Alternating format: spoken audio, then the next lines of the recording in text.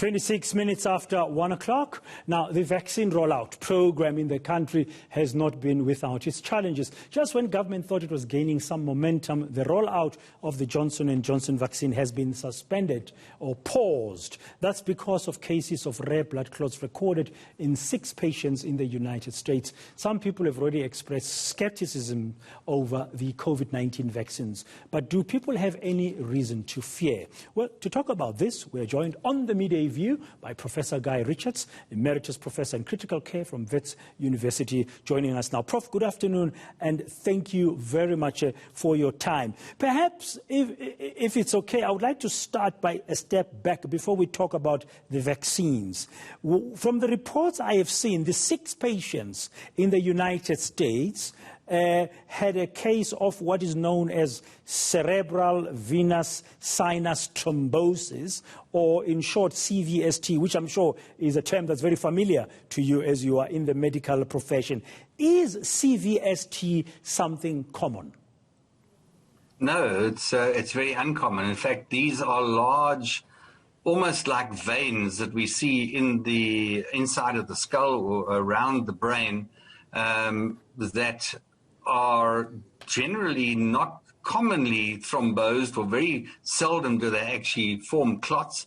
There are certain specific conditions where it can occur, and those are in patients that have clotting disorders of one type or another. Sometimes in pregnancy it may occur as well out of the blue, and in certain conditions where the blood is particularly thick, but it isn't a common presentation at all. Okay, I must also mention so who's likely to get it? And you mean now with the vaccine? No, without the vaccine. Just about the condition itself, where is it likely to occur, even if it's rare? I saw the report that the 6 patients in America are only women. Yeah, well, that we don't yet know the cause as to why those people were particularly susceptible to it following the vaccine itself. But if you haven't had the vaccine, then we, as I said, we do see this in patients that have clotting disorders. Also, where the blood is too thick, and there's certain conditions where the blood can be very thick. And also in pregnancy, it can also be associated with pregnancy as well. But it's not a common condition, and that's why it's now being investigated to such an extent. I must just take mention one other thing, is that these cases are also associated with low platelets. Now, platelets are the tiny components or cells within the blood that are responsible for clotting. And so generally when your platelets are low, you then bleed. So in these patients, you've got a combination of very low platelets, and you should then potentially bleed, but you've also got clotting. And the situation where this syndrome most commonly occurs is in a reaction to a medication we use to anticoagulate people. So heparin is a medicine that we give to people in hospital to prevent clotting. But in some people, they can develop an abnormal reaction to the heparin, where they both drop their platelets and they get clotting. But you can understand that as far as treatment of this condition is concerned, it's difficult, because you already have a propensity to bleed, and yet you've got a clot, and you've got to give something that will anticoagulate that patient as well. So this can be a very difficult situation to actually manage appropriately. Okay, so the risk, from what you've said, for this thing to be a very widespread situation is very low. Extremely so.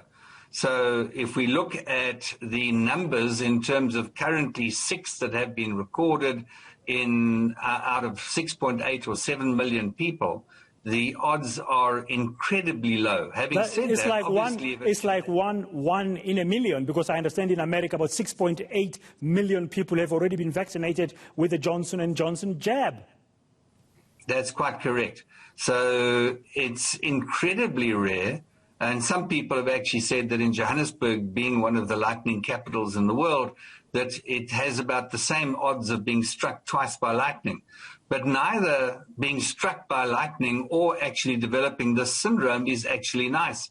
So if you actually develop it, well, then that is a bad thing. But your chances of doing it, of developing it, are incredibly small.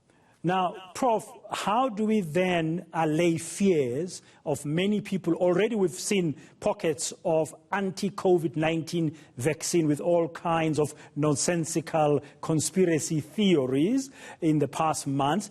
With this development, the government making the right decision to say, let's pause a bit and see, but the risk is so low. How do you effectively allay fears of those who might say, hey, I'm not so sure about the J&J vaccine? Well, I think that we have to put out there the actual relative risks of developing this syndrome following the vaccine and the relative risk of either dying or being hospitalized or developing a clot in relation to the COVID-19. So remember that the risks in terms of your bad outcome are dramatically increased by actually catching or contracting the disease. And that's really what we have to put out, is information and reassurance in terms of the likely numbers of people that we're going to see developing this syndrome.